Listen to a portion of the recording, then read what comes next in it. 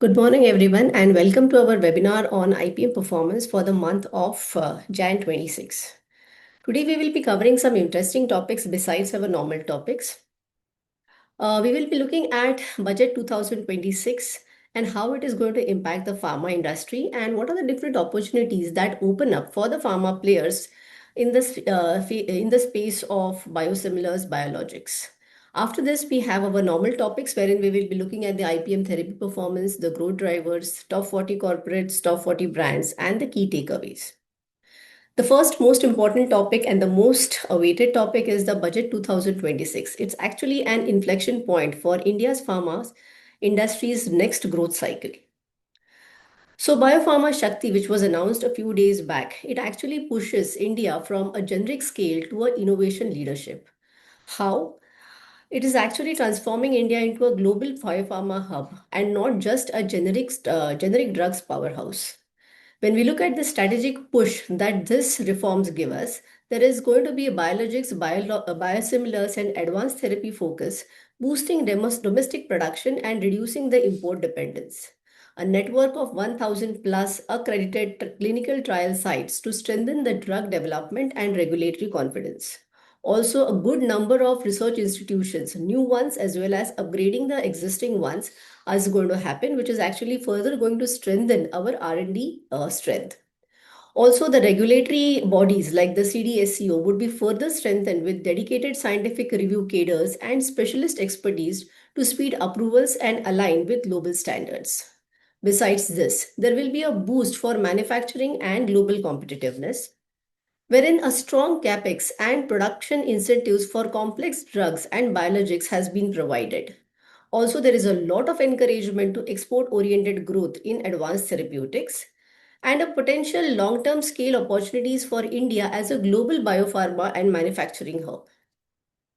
Looking at the clinical trials and R&D expansion, a significant part of the budget's pharma push is building research and clinical infrastructure, which would talk about accredited clinical trial sites nationwide. This can reduce the fragmentation and speed up trials within the country. Enhancement of pharma education and specialist talent pool. Pharma education in the terms of pharmacy colleges, advanced or the postgraduate or doctoral studies through expanded institutes. And this supports not only manufacturing but innovation and early stage drug development, which historically lagged in India. When it came to advanced research, we looked at other countries like US or European countries, but these reforms are gradually going to take India to this level. Also, in terms of regulatory and cost reduction measures, it's not just having development of things in India, but then beyond strategic funding, the budget also touches on a couple of direct market boosters. There will be a customs duty exemptions on select medicines. There are certain 17 specific drugs which wherein they may not be available as biosimilars in India today, but the landing cost of these imported medicines will come down, and most of them are there for certain cancer treatments. This is the list of those 17 drugs. If you see, they are a mix of targeted therapies, immunotherapies, and advanced cell therapies used in treating various cancers such as breast cancer, blood cancer, lung cancer, and other aggressive tumors. Also, focus on easier regulatory pathways with strengthened CDSCO, which could improve the timelines and decrease the compliance cost. Because what happens is, the more expensive the drug is, probably the patients do not end up completing the cycles. These steps would translate into lower prices for end consumers and improve profitability for players focusing on these complex therapies. Now, what does this all mean for the Indian pharma industry? A long-term structural framework for companies to broaden the R&D, manufacturing, and exports. When it comes to manufacturing scale-up, the expanded capacity for high-value products, biologics, or complex generics with ecosystem support. Clinical trials ecosystem, a planned network for 1,000 plus accredited clinical trial sites will shorten the time to market and improve the trial efficiencies. Regulatory strengthening. The CDSO will get enhanced scientific cadre support, helping approvals align with the global regulatory expectations. Because as you strengthen your presence in the biologics or biosimilars market, you are actually looking forward to a global opportunity which you can reach out to. Skill talent pipeline. New and upgraded national institutes, the NIPERS, will increase access to specialized scientists and biopharma researchers. Now, this overall supports the value chain shift from volume driven generics to the innovation driven biopharma. So far, Indian companies or the Indian pharma players were known as the generic players for the globe. We had a strong market share as far as the global generics market was concerned. But now, gradually, it is going to shift to the innovative driven or the innovation driven biopharma market. Biologics and biosimilars in India. In fact, even before talking about the molecules or the talking about the market sizing, let us look at which are the molecules which are currently available in India in the biologics and the biosimilars market. If you see, these are the molecules available, and majority of them are in the space of oncology or oncology support, followed by autoimmune diseases, diabetes, and a few molecules in the bone health, cardiology, cardiometabolic functions, allergy, anemia, etc. So this itself is a huge market which we are playing around with. Also, when it comes to, and if you see, most of them are MABs, which are the monoclonal antibodies. Before even talking about how this market is attractive, let us look at why these MABs are becoming popular. Because nowadays, what we are seeing is in the oncology segment or the other segments where the MABs are present, the growth, they are actually driving the growth of the of that particular therapy in a significant way. What is important is maps have a very selective mode of action which makes them popular. They do not target or they do not act after the damage is done. The mode of action is very proactive. They take care of the root cause of the disease. For example, if I were to just look at the mode of action of trastuzumab in breast cancer, this is a very crisp way we have tried to work on it. It may be a little more complicated. But then HER2 protein is a protein which exists on the surface of breast cells and is essential for normal breast development and repair. What happens in breast cancer is HER2 protein becomes overactive in some cases, leading to overactive protein leads to actually uncontrolled growth and results in breast cancer. Now, how does this drug act in this? Now, this drug is a very targeted therapy which acts only on this protein. It binds to this receptor cells on the cancer cells, and it prevents actually the uncontrolled growth of the cells. This leads to a targeted action and a quick result.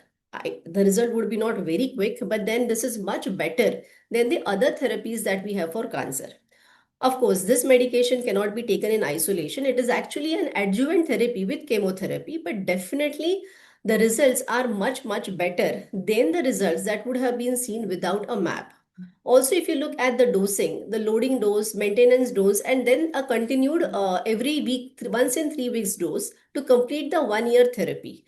If you see, the dosing is also such that the patient compliance and adherence definitely happens to this type of therapy. That's the reason why, if you look in the previous slide, the maps are actually becoming very popular in the country, and not just country, they are becoming popular globally. First is because of their targeted action, and second is the adherence to the therapy. The compliance is far better than the other therapies. Okay, then we look at some more examples wherein how these maps will become actually more popular in the country or very easily accessible, because once a lot of R&D happens in the biosimilars market, the pricing of these drugs go down. If I were to just look at the denosumab case study, denosumab injection 60 milligrams for bone health. If you look at the pricing actually varies. Now, this molecule, the originator is Amgen, and they had partnered with DRL. They had partnered with DRL in the country and introduced it. It was a marketing partnerships, because of which this molecule entered India. Though the pricing over here is close to 19,000, at the time of launch, it was somewhere around 35,000 plus. Now, with a lot of biosimilars coming in the market, you will see that the product is available at a price as low as 8,000. This is actually increasing access of this product to the mass of patients who really require it. Coming to the the competitiveness, or in this changing landscape, which are the players who are already in a position to win, or these the players who had proactively understood the market opportunity and have started working on this opportunity.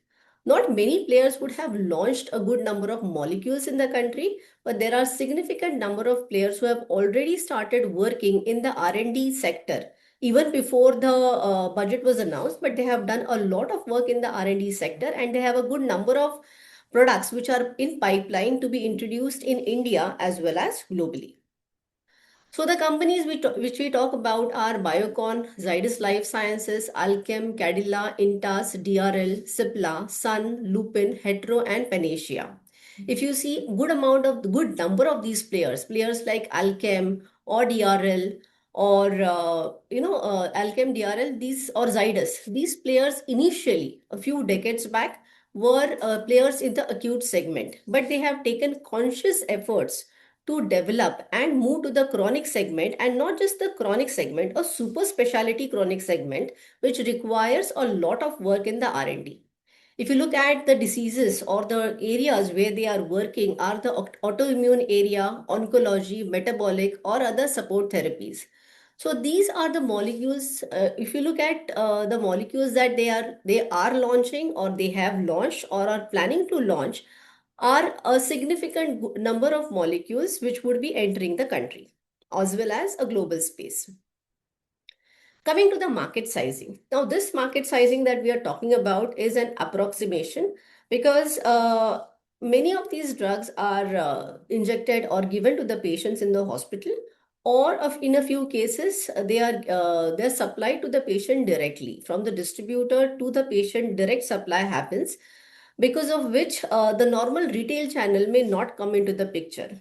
So the size that we capture may be slightly lesser. That component may not be that strong, but the market sizing that I am putting in this slide is approximate overall size, the what would be the actual size of the market, and not the one which is just captured through the trade channel. So if you see globally, the market size is currently around 500 to 550 billion dollars, which is expected to move to 700 to 800 billion dollars. And in India, it is expected to move from 16 billion to close to 35 billion dollars, almost doubling in size in the next 5 years. Now, global biologics plus biosimilars remains one of the largest segments in life sciences, benefiting from chronic disease demand and cost-effective alternatives. Now, with biosimilars coming in the market, biosimilars are the same as generics for biologics. The therapies become more affordable, and if you see in India as well as globally, the disease patterns are now moving from communicable to non-communicable disease patterns. So the awareness and incidence of these diseases is definitely going to rise. The growth drivers would be the patent expiries on major biologics globally, which unlock the entry opportunity for biosimilars. This is where good number of Indian companies are poised, because they can not just tap the Indian market but as well as the global market. Chronic disease burden and oncology prevalence fuel demand for high value biologics. Cost advantage of biosimilars versus innovator biologics improves the access and uptake. India's manufacturing scale plus regulatory momentum, it strengthens the export competitiveness for all the top players in the country, or the players who are serious about this opportunity in the country. To summarize, Budget 2026 marks a structural shift, positioning India to evolve from a volume driven or a volume led generics hub to an innovative biopharma ecosystem. Government is actively underwriting the entire biopharma value chain from in terms of manufacturing, trials, regulation, as well as talent development. Biosimilars and complex therapies move from adjacent opportunities to core growth engines. Faster approvals, customs relief directly improve the ROI for specialty portfolios.